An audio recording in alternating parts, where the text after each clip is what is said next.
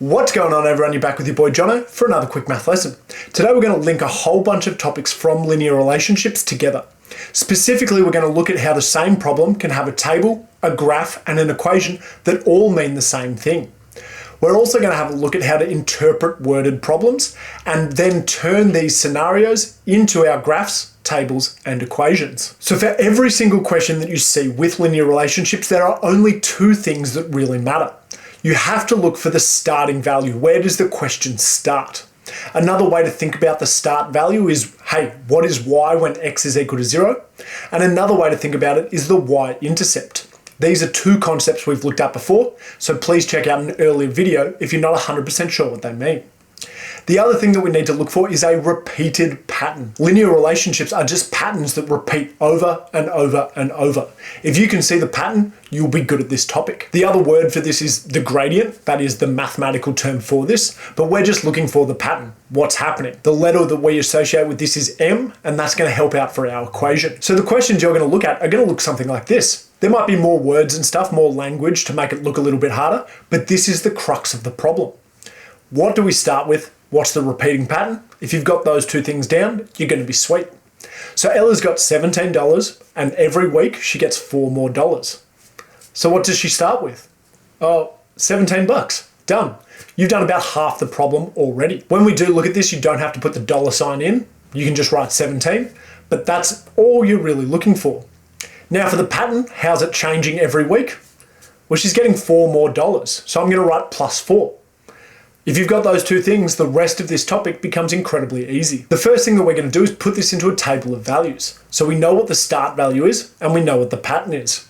The start value, or the y-intercept, always happens when x is equal to 0. So just directly underneath that 0 box.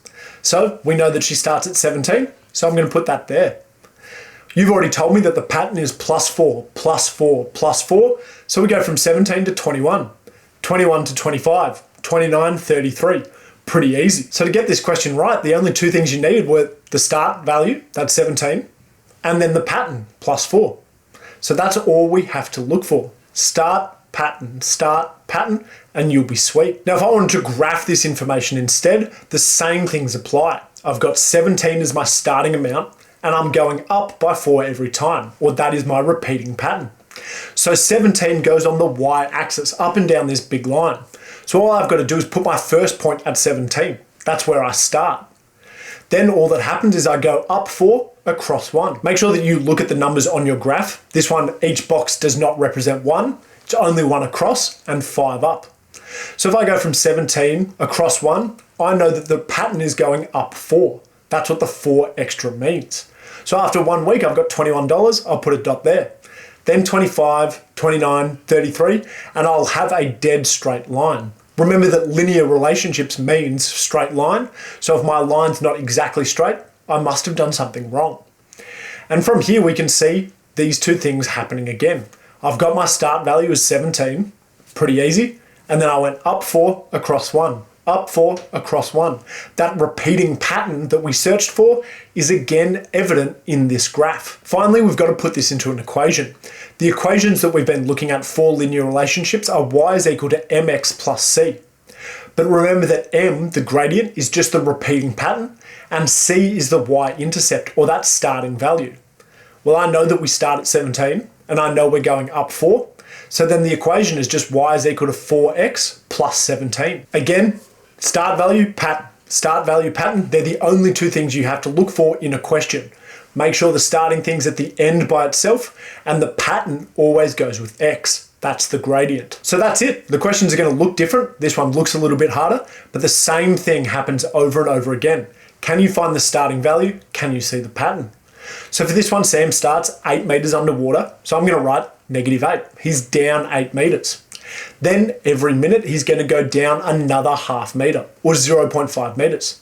Because I'm going down, I'm going to make that -0.5. That's going to be my pattern that's repeating over and over again. So then I want to put this into a table of values. I know that the start value is -8, and that's got to go underneath the 0. Then I just have to follow the pattern. Every time I go up 1, this one's going down 0.5.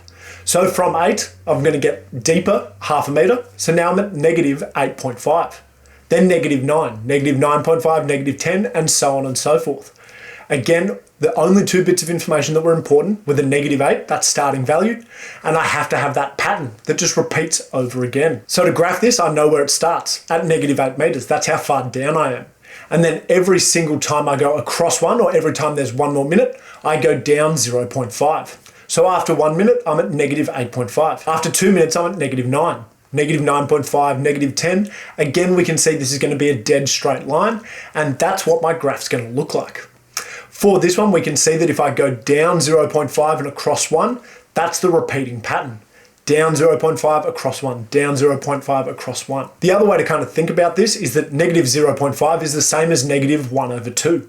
Remember that the gradient is rise over run. So -1 means down 1, and then run is 2. So down 1, across 2, down 1, across 2, and that's going to give me the same pattern. That straight line gradient is down 1, across 2. Now I've just got to put this into the equation. Y is equal to the pattern times x plus or minus c, where we start. So I know that the pattern is down 0.5. So I've got y is equal to -0.5x, and then I've started down 8. So I've got to start at -8. This is the exact same as y is equal to -1/2x minus 8. Both of these things start down 8, and we're saying that we're going down 0.5 every time x changes 1. So when we get questions like this in a test, we're usually going to have to work something out, not just find the table or the equation. We're probably going to have to work something out that's happening in the future. So for this one, I already know what the equation is. Y is equal to -0.5 times x minus 8. And now what I want to do is find out how deep am I going if I'm diving for 7 minutes. So the really important thing here is that I know how long I'm going for, and I want to find out the outcome. How far down am I going? Y here is going to be my unknown because I want to know the outcome. What happens at the end of 7 minutes? That means x minutes is just going to be 7. So I've just got to make it 7.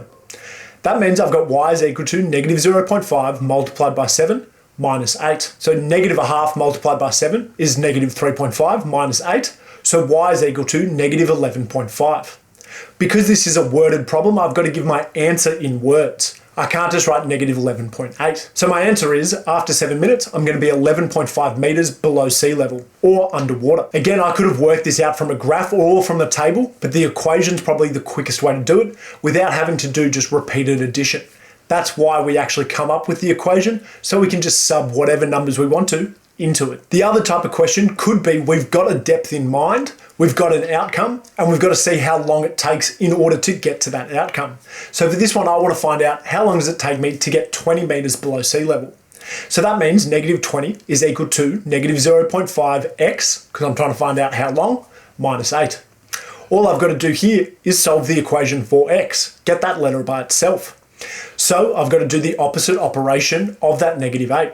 I'm going to plus 8 to both sides. Now I've got -12 is equal to -0.5 multiplied by x. Because I've got -0.5 times x, I've got to divide this from both sides.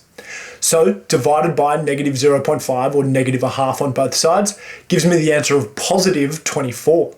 +24 is equal to x, so that's how many minutes it's going to take me to get that far underwater. So writing my answer in words, it'll take 24 minutes. That's my final answer. A really good thing about this one is that time is always going to be positive. We can't go backwards in time, really. So a positive answer here is what we expected. That's just a really good way to check to see if we got it correct. So just as a recap for this lesson, all you've got to do is identify what the starting value is, write that down every single time, the starting value, and then write down what the pattern's going to be. You don't have to write M and C and all this stuff, as long as you interpret the question correctly. Where do we start? Then where do we go? Over and over and over. That's the main point that you need to take away from any type of question. Thanks so much for watching this lesson, and I'll see you later.